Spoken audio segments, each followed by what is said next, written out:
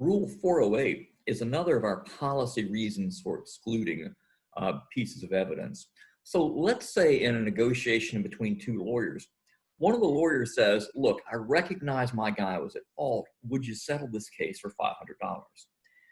Now, when the lawyer says in his capacity as a lawyer for someone else, I recognize my guy was at fault, then that actually would be highly relevant for us to look at to determine whether his guy was in fact at fault. If someone who knows the case really well and has considered it and is speaking on behalf of his client says that his guy is at fault, if we're trying to figure out what actually happened, that's actually really quite persuasive evidence.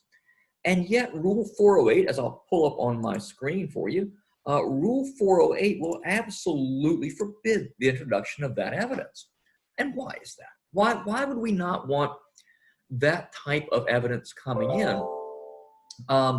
in a case where it would absolutely shed light on the facts of the case? Well, the reason is because we want to encourage trials. We look at 407, we want to encourage ice cream parlor owners to repair the sidewalks in front of their shop. We want, in the case of 408, we want cases to settle without going to trial. Why is that? Neither the civil nor the criminal justice system could tolerate trying anywhere close to all the cases that are filed. In fact, I'm told that if we tried to try a mere 10% of all the cases that were filed, then the entire apparatus of our justice system would simply collapse under the weight of all the work. Cases have to settle in the civil and the criminal system for the system to work. So therefore, we need to encourage lawyers to settle. We need to encourage them to be able to have candid and open conversations, or else we would be putting a damper on this thing that is quite essential to our system of justice. So what exactly are the contours of that rule? So we'll look at the rule itself, and we see under 408A that you are prohibited from using evidence of any of the following on behalf of any party, either to prove or disprove the validity or amount of disputed claim, or to impeach by prior inconsistent statement or contradiction. Basically, all that says, and we'll get into impeachment later, so you'll learn the difference between substantive inconsistent evidence and impeachment. You'll learn all of that later on. But basically, this rule is saying never, under any circumstance, under any possible way of getting this in, can you introduce offers of compromise and settlement negotiation talks at the trial itself. You cannot get in furnishing, promising, or offering or accepting, furnishing to promising to accept or offering to accept a valuable consideration in compromising or in attempting to compromise the claim. Will you take $500 to settle this? That's not coming in. More importantly, prong 2 says conduct or statement made during the compromise negotiation about the claim. I understand my guy did it. Will you take $500? Will you take $500? That's 1. 2, I understand my guy did it.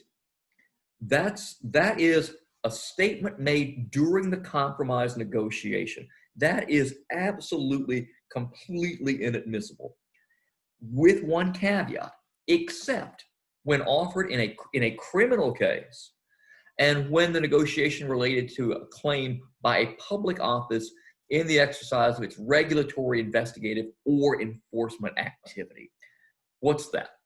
Well, if you are being prosecuted for tax fraud and you're trying to settle a case with the IRS on the underlying facts that led to the criminal prosecution, any statement you make to the IRS could come in your criminal prosecution for those facts.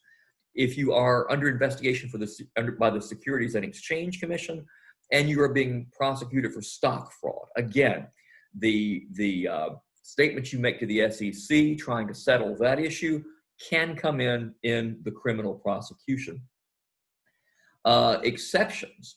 The court may admit this evidence for another purpose. such as proving the witness is biased or prejudiced, or negating a contention of undue delay, or proving an effort to obstruct criminal investigation or prosecution. These things are all about process. If there is something in there that shows that the system has fundamentally been derailed, that a witness is biased, and you can show it through the negotiation, if you can show that this is why these things got bogged down, this is why we didn't have a settlement offer earlier.